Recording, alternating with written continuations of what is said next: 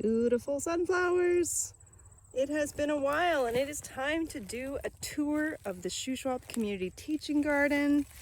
I actually haven't been up here since Thursday and I'm always blown away. And this video post is going to give you a tour of the garden and upcoming Harvest Tuesday. But also I have to express my gratitude. I've got major gratitude. Number one is to our volunteers. Marie, who has been working so diligently on this perennial garden. We've never grown barley before. It looks so beautiful going to seed. Her tomatoes are just enormous. You know, we've got the sunflowers as a perimeter, and there are beautiful flowers within. Amaranth is growing, and these amazing Savoy cabbages, which we are going to harvest this beauty this week, because if we let it go any longer, it might split. Patty pans, and the carrots are, I mean, it's just amazing. So thank you, Marie. Not only does she do this, but she also is in our main garden working hard, taking all of this mulch, moving. She's just tireless. And Sue Moore, who comes in here early morning, and she is just like, when she weeds, that lady gets it done. And so, you know, first planting of carrots, second planting of carrots, third planting of carrots, doing really well. The parsnips are beautiful. And then look at the squash now. You know, we have to go back to videos of how it's grown, and it's just growing so well. Lots of beautiful spaghetti squash. We planted acorn, buttercup, butternut, and I think that's all. And then we also have at the very end, we have sugar pie pumpkins. So those are all growing really well. Sue had done a succession planting of some winter brassicas. So we had more red cabbage, more broccoli, more cauliflower. And we've, you know, our corn is growing really nicely. I'm finally seeing some of the purple sprouting broccoli coming up, which is nice, because we weren't really sure what was going on. So I did end up harvesting them because I don't want them to flower, but they're starting. This week for our Harvest Tuesday dish, so we want to cook a dish from ingredients within the garden to share with Food with Friends.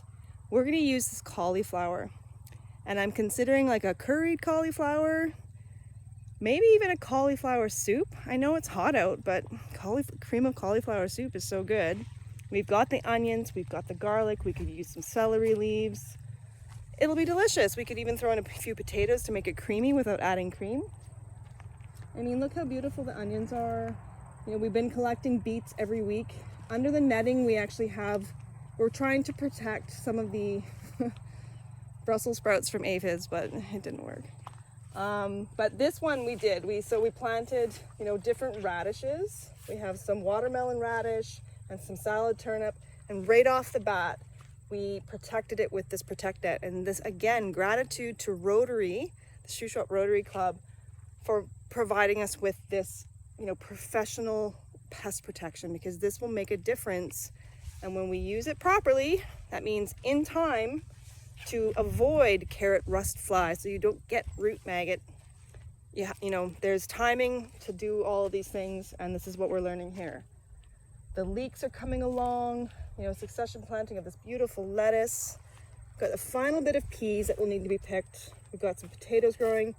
The cucumbers are exploding. So it's a great thing for kids, because you can say, okay, you're going on a cucumber hunt. Like, you gotta get in there and really look for them.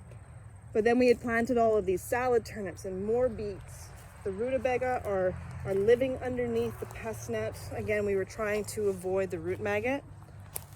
And this beautiful curly kale is so lush. The scallopinis, they finally have really taken off. And so we're just waiting. Oh, I see babies. Seriously, if you haven't seen scallopini, little summer squash, patty pans grow, you've got to look at them. They're so cute. Like, look at this little itty bitty baby. I don't know if you can see it. Itty bitty baby versus teenager baby. And it's just gonna get bigger and bigger. So we have those, and we have new kohlrabi. So all of the celery went into seed, and that's okay. It is magnificent.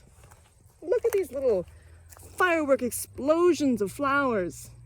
And it's just, pollinators are gonna love it. So it is what it is.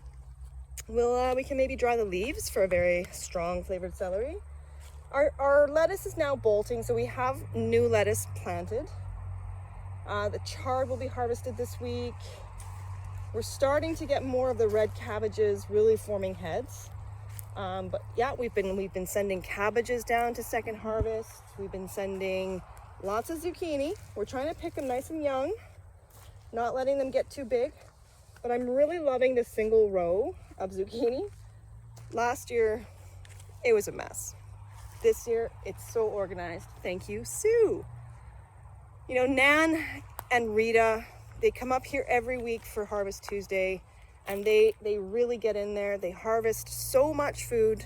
They drive it down to second harvest, and so we're so grateful because we can really count on them to be here every Tuesday doing this work.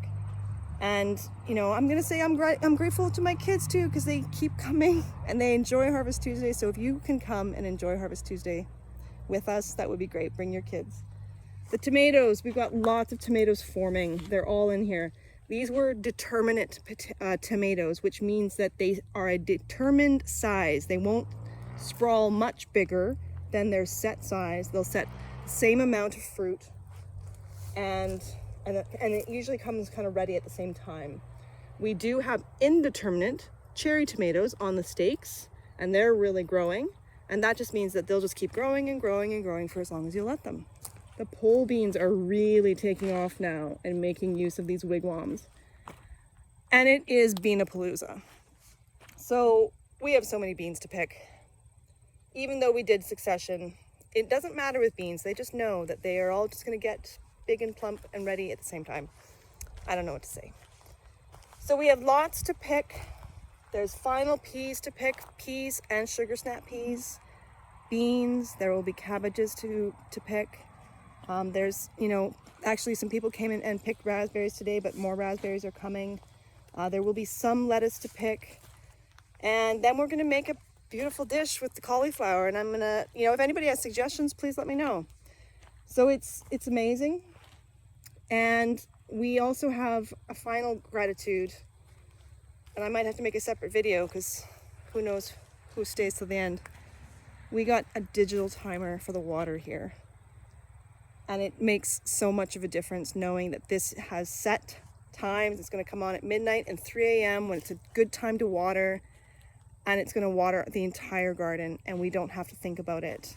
And we can set it for whatever days. And so as the days change or we get some rain, we can cancel it. It's so good. So thank you so much to Canadian Tire for providing us with the digital timer, a new hose, and they gave us new sprinklers and new nozzles. And so we're so grateful to Canadian Tire and to Travis, the general manager. And I'm also really grateful to Adam Hatch with Hatchworks Landscaping.